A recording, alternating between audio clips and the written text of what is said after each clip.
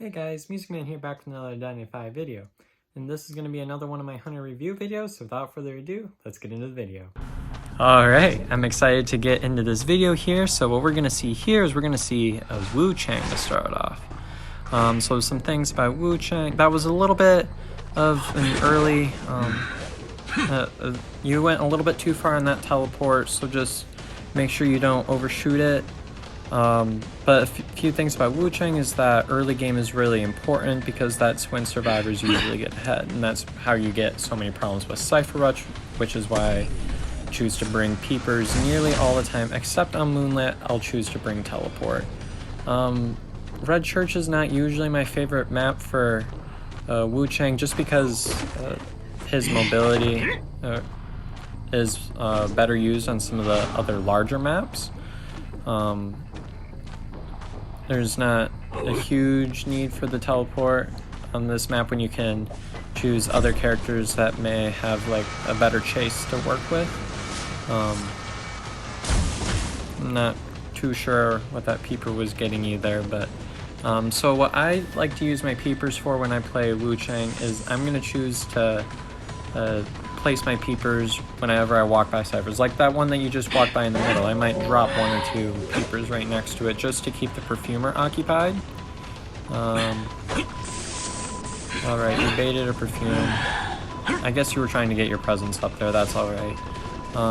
Yeah, just like that. You see what he did there. He placed the peeper next to the cipher, but I would have done that a lot earlier so that the perfumer would have been distracted earlier. And usually what they do is they try to remove the peeper first, because I believe the peeper is minus 40% interaction speed. Wow, that was a really early save. So if you're a survivor, don't rescue right away unless you really know that it's gonna benefit you for doing so. That could have been an opportunity for a pallet stun there, although what are these survivors doing? They're just kind of running around a bit. I'm a little bit confused about these survivors. Why are they running right at you? Okay, at that point you could have just saw that there and you could have just started swinging there and doing some damage without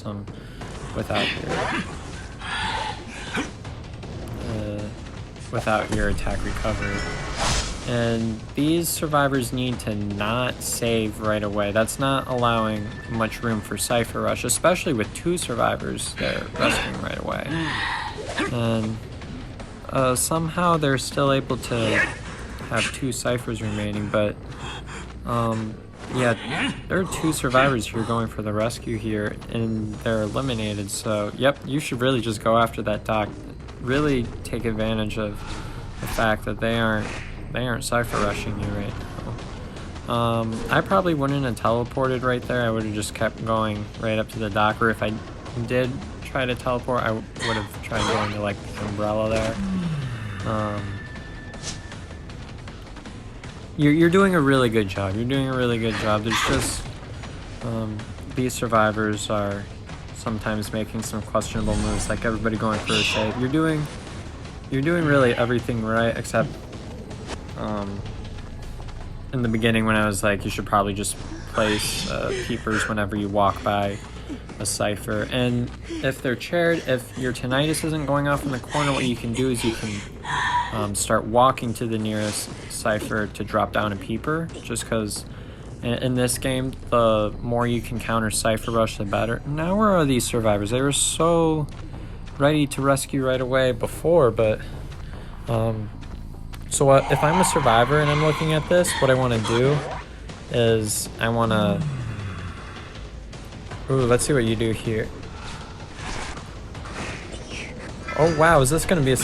You stuffed that save. Really good job, really good job. That's a totally viable way to stuff a save, is to get that early hit, teleport back to the chair. But that's even better if you're playing white Mus1cMan, because then you get that soul siphon there, right, when you teleport. And yeah, that was a really good job. So, but yeah, as I was saying before, in this game, the more you can counter Cypher Rush, the better. Alright, if you're gonna do a stun there, I would say, ooh, nice soul siphon. If you're gonna do a stun, you might as well follow up behind them, but there's no sense in doing a stun if it's not going to help you in the long run at all. If I was the Enchantress there, I probably would have tried to save.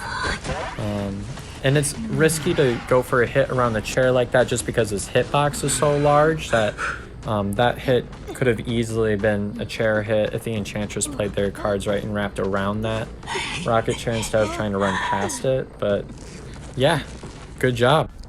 Alright, so this next video I'm about to review here is of a violinist gameplay sent by Inferno.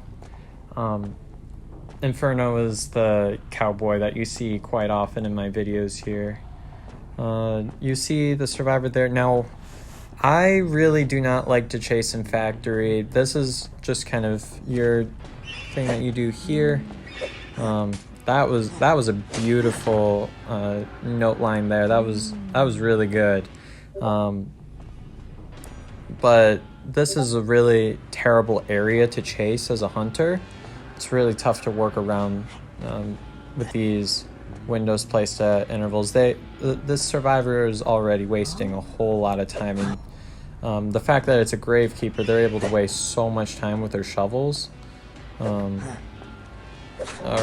at least you have your presence 1 at this point.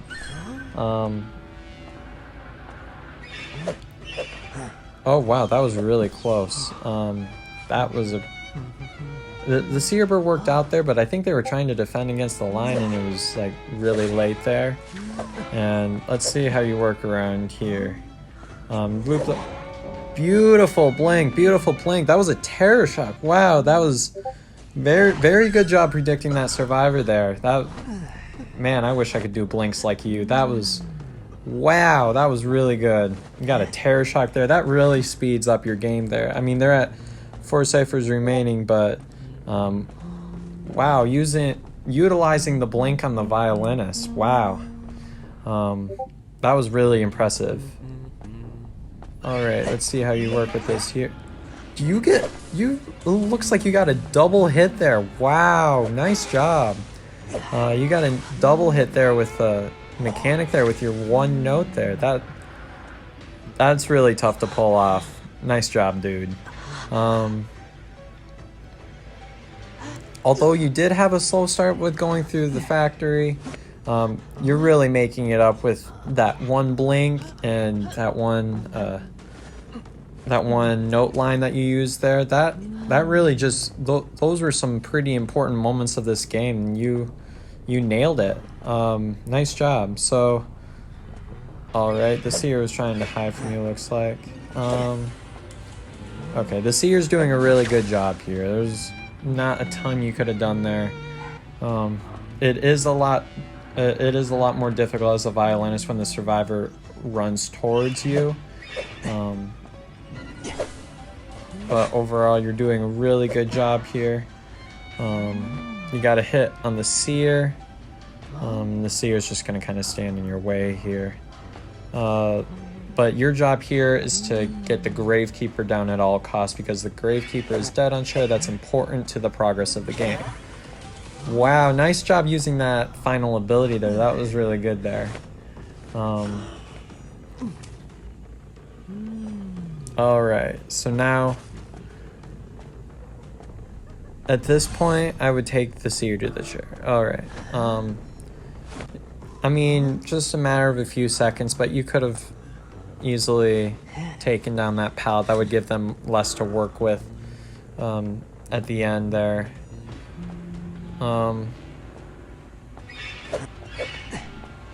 Alright.